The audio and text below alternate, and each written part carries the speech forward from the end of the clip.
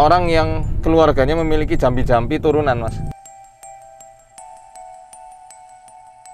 Nah, ini saya baru dengar belum lamanya temen ngomong katanya habis sering diikuti sama gangguan gitu, kemudian dia diobati oleh seorang yang ahli katanya.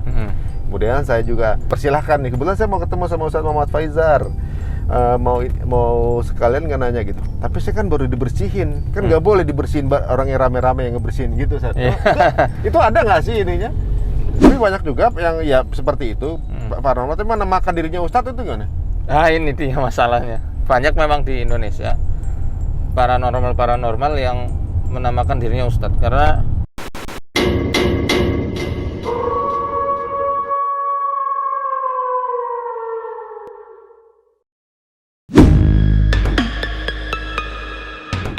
Assalamualaikum warahmatullahi wabarakatuh, teman-teman semuanya. Alhamdulillah ini kesempatan kali ini bisa silaturahmi sama Ustadz Faizar.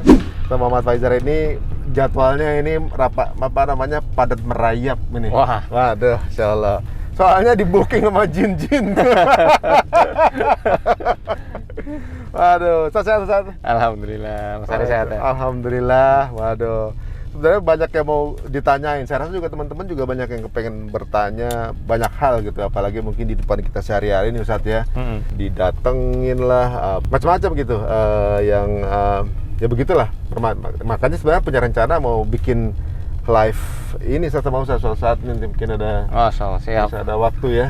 Konsultasi Secara live menjawab atau ruqyah. Bisa nggak ruqyah live Ustadz? Insya Allah bisa. Kita sering juga sih, Mas, ngadain ruqyah live itu. Maksudnya juga? Iya. Waduh. Sebenarnya bukan ke ruqyahnya yang kita fokusin, tapi bimbingan biar orang itu bisa survive sendiri ngadepi gangguan-gangguan jin.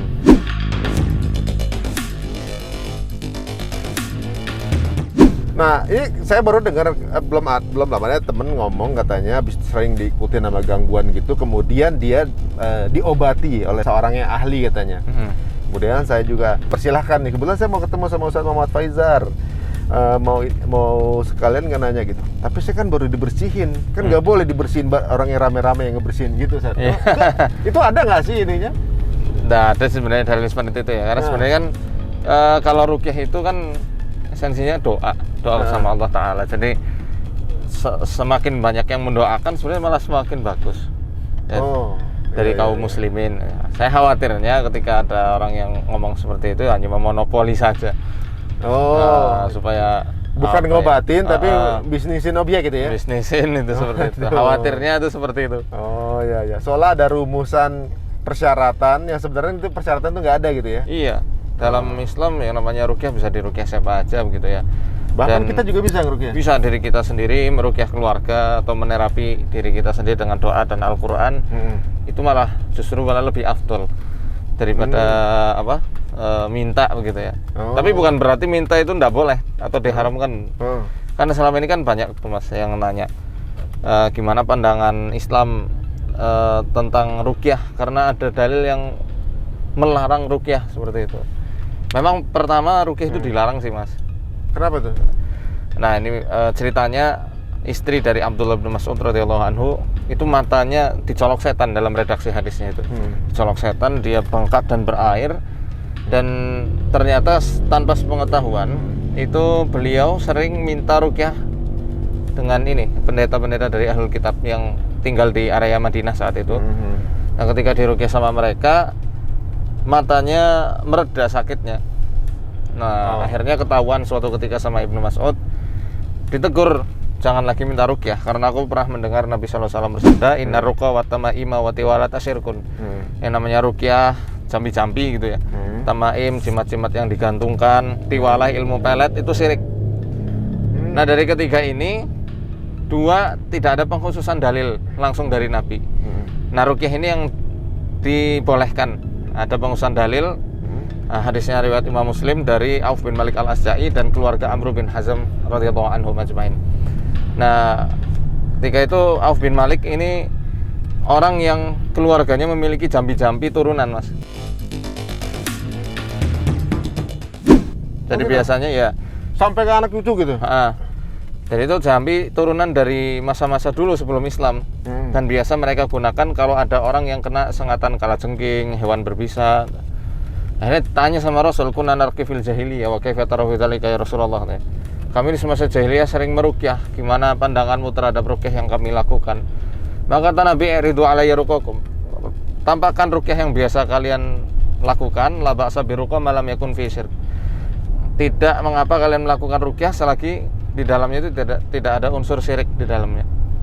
Jadi boleh minta ruqyah selagi tidak ada unsur-unsur kesyirikan.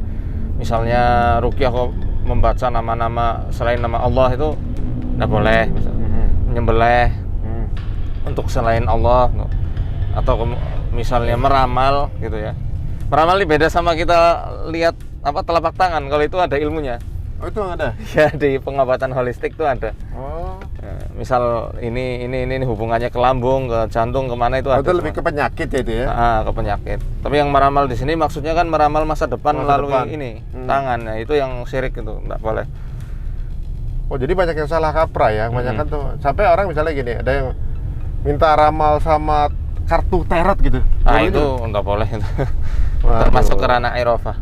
Walaupun dalam keadaan misalnya gini, kesyirikan itu dibuat seringan mungkin gitu Ustaz. Misalnya kayak misalnya ada pembacaan kartu tarot itu ada di event gitu ya. Ditaruh event-event yang meriah-meriah gitu, ada baca kartu ramal segala macam. Itu udah syirik kan? Iya, karena hadis Nabi ini bukan hanya membenarkan. Dan Nabi pernah bersabda, "Man hatta arrafan fas'alahu an syai'in ya lam tuqbalahu salatun arba'ina lailah." Siapa yang datang dia ke Araf, orang pintar gitu ya. Araf kan orang pintar. Kemudian dia menanyakan sesuatu kepadanya, maka sholatnya tidak diterima 40 malam.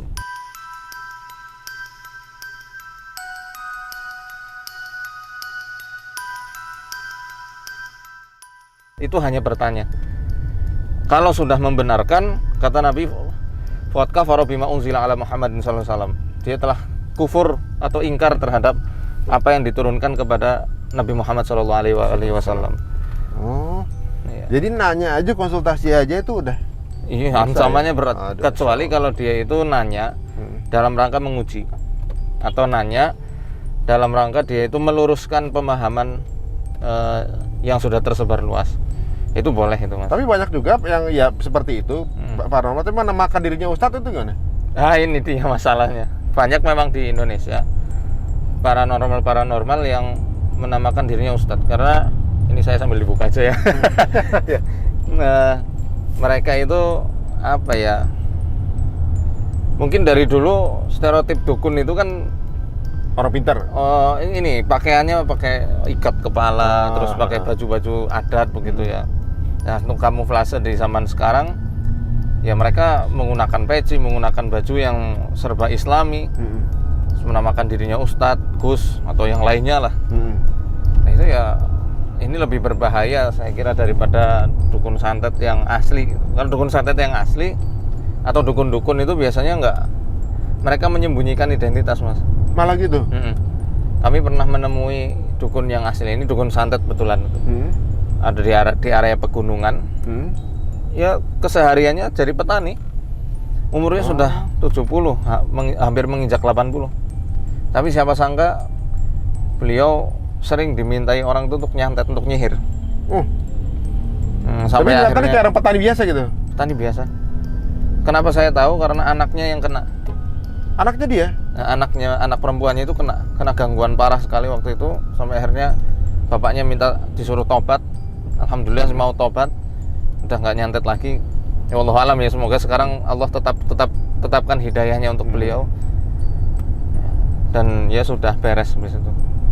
Masya Allah. Dan ada beberapa orang-orang yang memang kita tangani, beliau itu mereka ahli supranatural yang asli. Ya mereka apa istilahnya ya, nggak menampakkan diri gitu. Oh, jadi yang kayak di TV itu bagaimana? Apa kabar? Kadang kayak wow. Nah, justru yang kayak begitu yang biasanya cuma acting gitu. Oh, lurus. Nah, teman-teman, mumpung sama Ustadz Muhammad Faizar, kebetulan saya tinggal daerah Jakarta Selatan ya kan. Ada beberapa daerah situs-situs yang mungkin dulunya orang anggap ini daerah-daerah yang angker ya.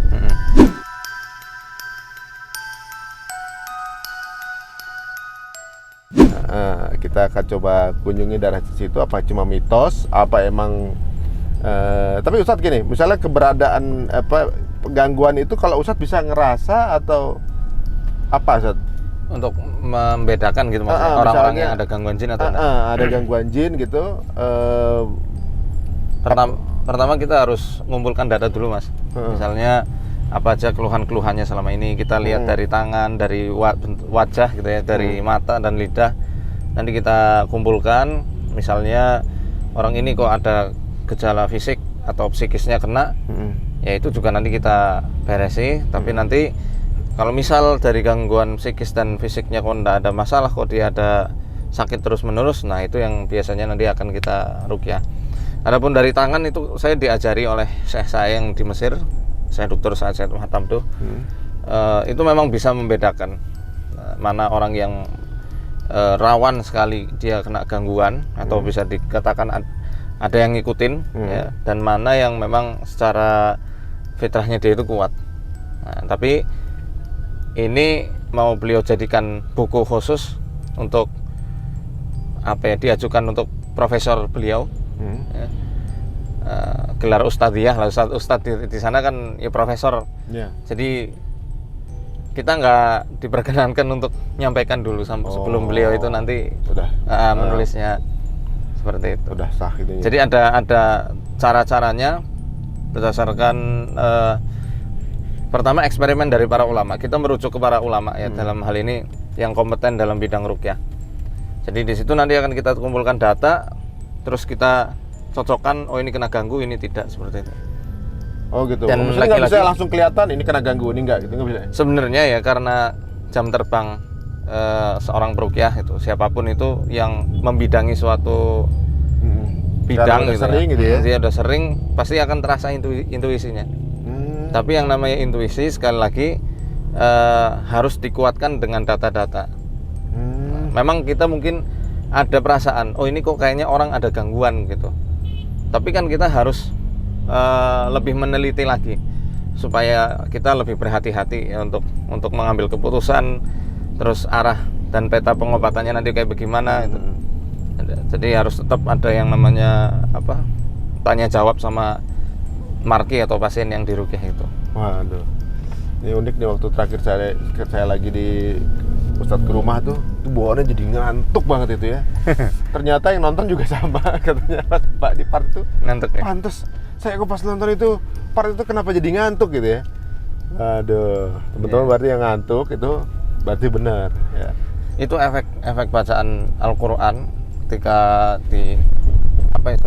didengarkan dengan sebaik mungkin akan menimbulkan rasa kenyamanan, rasa ayem itu istilahnya kalau bahasa Jawanya, dan membuat ngantuk. Asal ngantuknya itu nggak langsung gitu ya. Kalau langsung itu gangguan itu. Oh gitu. Misalnya gangguan. Kayak seperempat gitu loh. Nah, biasanya itu karena ada tempelan energi negatif. Di sekitaran kita kan ada energi-energi tersendiri. Ya, di antara energi negatif itu ya yang disebut dalam hadis sebagai ain, hasad, nafas, nadroh, itu termasuk energi. Orang kena itu ketempelan energi negatif, belum tentu dia ketempelan setan. Oh gitu. Cuma ya efeknya mirip. Ain ini kalau kata ulama dia bisa membuka celah setan itu untuk masuk. Oh gitu. Celah jin fasik untuk masuk. Karena pertahanannya udah lemah sih, jadinya masuk. Serem juga ya. Kita nangani kasus Ain ini ada baru kemarin itu.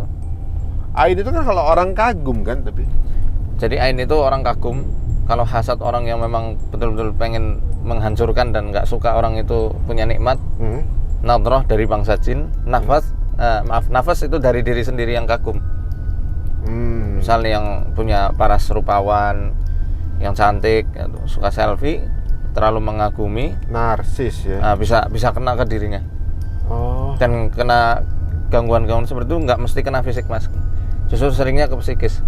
Jadi kayak orang terlalu narsis itu juga gangguan tuh? Iya.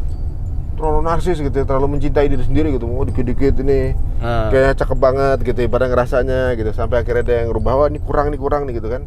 Kemarin saya bisa lihat video orang mukanya ingin dimiripkan seperti setan. Seperti hantu. Om sebelah kiri nih om, masuknya om.